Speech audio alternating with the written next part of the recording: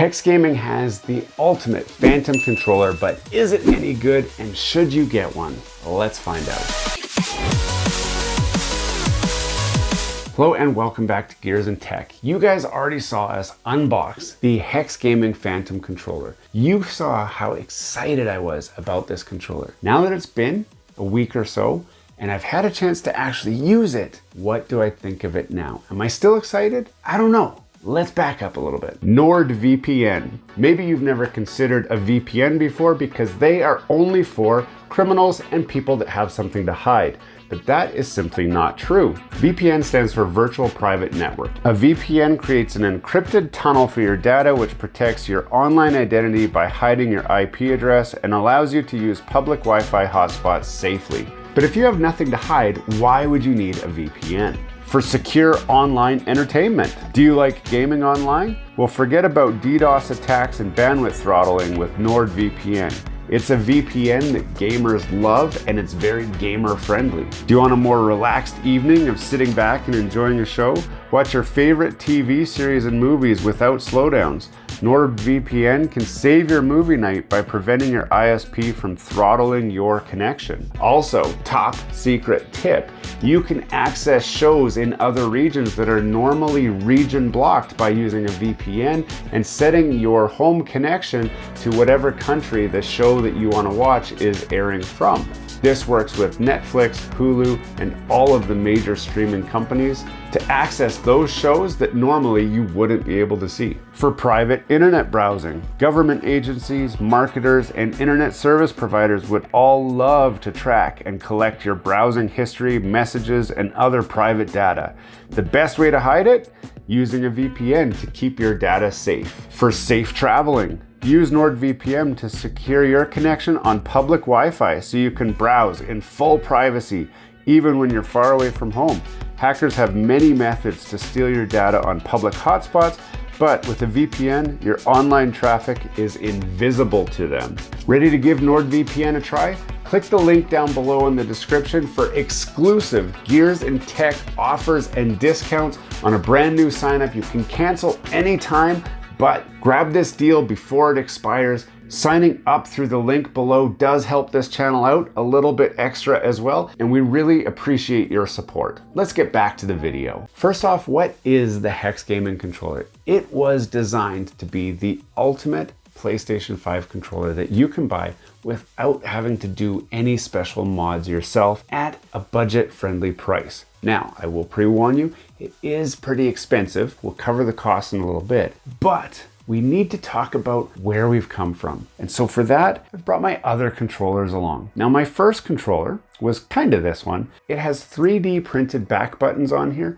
that I installed the day after I got my PlayStation 5. It was a launch model PlayStation 5, and I added these 3D printed back buttons. It was the only option available. Fast forward a little bit, and soon we were able to get something like this. Now, this is the Thompson back paddle kit, and it installs with a complete back shell replacement, and it's somewhat easy to do, but you have to buy it and install it yourself. That is a little bit daunting for many people out there. Now, I've done quite a few of these mods, so it's kind of easy, but I certainly understand the hesitation of people wanting to rip apart a controller just to add back buttons. That's where guys like B-Savior came in. They created this, which is a modified PlayStation 5 controller, and it includes the B-Savior backpack. This has been my go-to controller for the last couple years now, mostly because it just worked. There was no hassle. It just connected to the PlayStation 5, but also gave you 4 excellently placed back buttons with perfect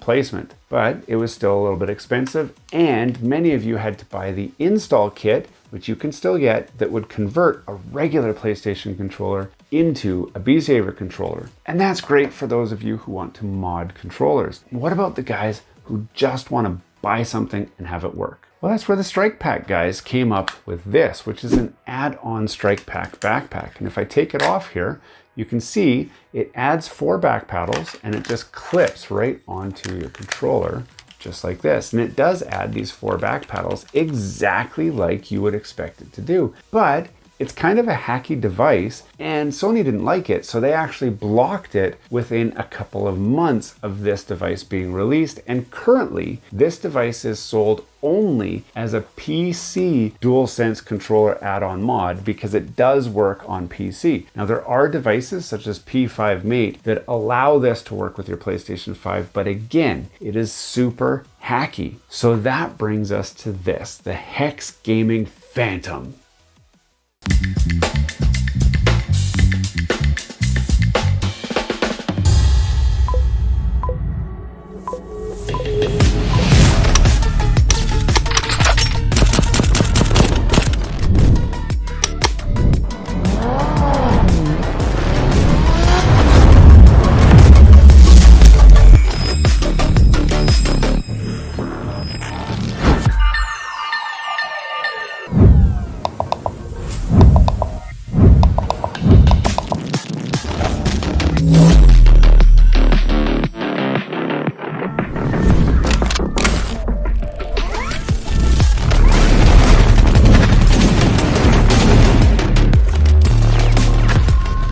Now this controller is really cool because it features everything that I loved about my custom modded controller. It has 4 back buttons. Now these back buttons are clicky. They are mouse clicky. They're fully programmable. You can have up to 6 different profiles that are saved to the profile button. It has adjustable height thumbsticks, and it comes with 8 total thumbsticks to do any combination that you want on your controller. I've settled on this layout because this is more of an FPS type layout. I am considering trying the mushroom top, but I never really liked it that much. I do think that it's a little bit better than this. I'm just not used to that. But the biggest thing is in the front here. This has the regular full adaptive triggers, exactly like you're used to, and it supports full haptic feedback rumble support. So this is a very good experiential game controller. It gives you everything that the PlayStation 5 has to offer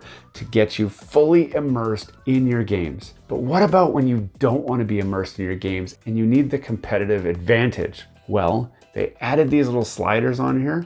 You just slide over like that, you slide over like that, and all of a sudden, this is an actual micro button trigger. You can hear it clicking. It is very short throw, and this is not just blocking the full pull of the analog stick. This is a full slide in micro switch apparatus of some sort that slides in and out with this little guy.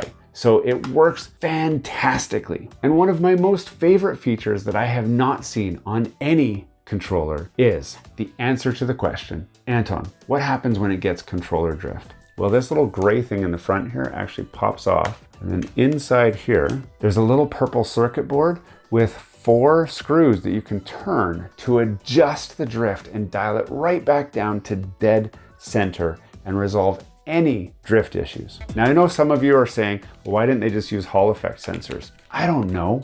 They thought that this was cool, and it's probably a little bit cheaper, and they're using tried and tested and true methods to handle all this.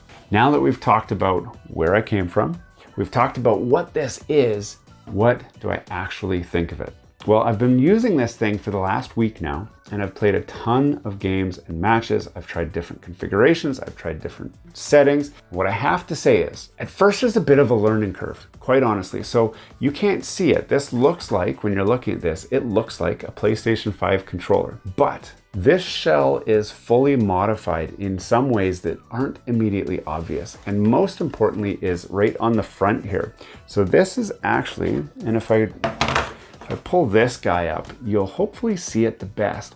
It's a little bit fatter. And to get that fatness, they made the bottom a little bit different than the PlayStation 5 controller. And it's understandable that they would do that because they need to fit the drift fix module in there. They need to have room for their back buttons, and all of the other stuff that they added, they have to have room to put all of that stuff in here. So it's understandable, but because it got a little bit fatter, what I found was reaching for these buttons, it's hard to explain. It was a little bit harder to do than what I was used to. So my muscle memory was the button should be here, but in actuality, the button wasn't quite exactly in the same spot with the same push requirement. So I found myself taking extra motions to actually push that down. Also, the share and options button up here are actually flush. So if we look at my standard DualSense controller, you can see they stick up a little bit, but on this guy, they're just a little bit more flush. And I can't figure out why that's like that. It's a little different. So muscle memory, again, you're trying to reach these buttons and push them, and they're not quite where you remember them being. And so you have to learn that new controller, the slight nuanced differences between this controller and one of your regular PlayStation 5 controllers. It's different. It's not the same as trying to go to the Razer Wolverine V2 Pro. I mean, that is a major, major difference in every way when you're trying to go back and forth from a regular PlayStation 5 controller to something like this. And if you're wondering, well, how does it compare to the Wolverine Pro? Stay tuned for a different video because I will walk you through exactly what I think between these two controllers in a head-to-head comparison. And I'm happy to do a head-to-head comparison with any of the other controllers. Just post a comment and ask. Now, programming the controller is super easy. All you do is hold down this program button, and then you hold it down. It's blue right now. You just hold it down until it starts blinking like that. And then all you do is hold the button and the button that you want to program. So I want to program X and that. And as I hold it down, there, it starts blinking red to say, well, you've programmed that. Now, if you want to program another one, I'm going to press the circle on this guy until it blinks again, just like that. And then you can push this, and then that saves it. So now our programming is saved. You can access all of the 6 different profiles through this little button without having to pull up any menus, without having to use any special apps or anything like that. Now the price. This controller has an MSRP of $239 US. And I know, I can hear you. I hear it right now. That's so expensive. I understand. But the Razer Wolverine V2 Pro is the same price. And I would never recommend the V2 Pro to anybody. It is an absolute waste of time and money. This is not that. This is actually really good. In fact, the question that you guys have all been dying to hear the answer to is, what is your daily driver now? You see, I've reviewed so many controllers on this channel, and I always kept going back to this guy, my custom modded controller with my own clicky triggers, with my extreme rate, adjustable height thumbsticks. And it just worked so great. And it was so hard to take me away from that controller. This controller has taken me away from my custom modded controller. There are a few things that are different. You have to learn some new muscle memory. The rear back buttons are not in the exact same position as what I'm used to with my other controllers. So I have to learn new grip patterns to get the back buttons. But it's within a close enough range. You see, when I was using the Strike Pack, these buttons were just far enough out of reach that I never knew which one I wanted to use because they were just in kind of a weird position. Whereas these guys, they're in a great position. The battery lasts just as long as your regular DualSense controller. The weight is about the same. It's not exactly the same, but it's close enough to the same that you don't get extra fatigue. The DualSense Edge weighs way more than this thing. But overall, you can't beat it. It is the new favorite controller that I have. If you want to grab one, I will put a link in the description where you can pick one up. I do want to hear what you guys have to say about it. Have you got one? Have you tried it? Did you have a different opinion than me? Is there something that you want to know about this that I didn't cover in this video? I'm happy to share my experience with this controller more and show you guys some of the things that I've learned about it. I can also do head-to-head comparisons just to get you guys a good idea of what I've seen with some of these other controllers. But if you don't want to weed through all of that, just know it's a really good controller. You can't go wrong. Hey, thanks for watching all the way to the end of this video. We hope you enjoy the content in this video, and we'd love to have you come back. Consider subscribing to the channel if you haven't already. And for those subscribers who are looking for that extra special thing that you can do to support this channel, consider joining our members group. That's where we're building this community, the Gears and Tech community, where we can all enjoy content together. You'll get special perks, which we'd love for you to check out by clicking the link down below. For those of you who are just happy to watch the video, that's okay too. you can check out some of our other content right over here, where we've got some previous videos that have already been uploaded and enjoyed by many of our viewers already. We do hope to see you again. This has been Gears and Tech. Have a great day.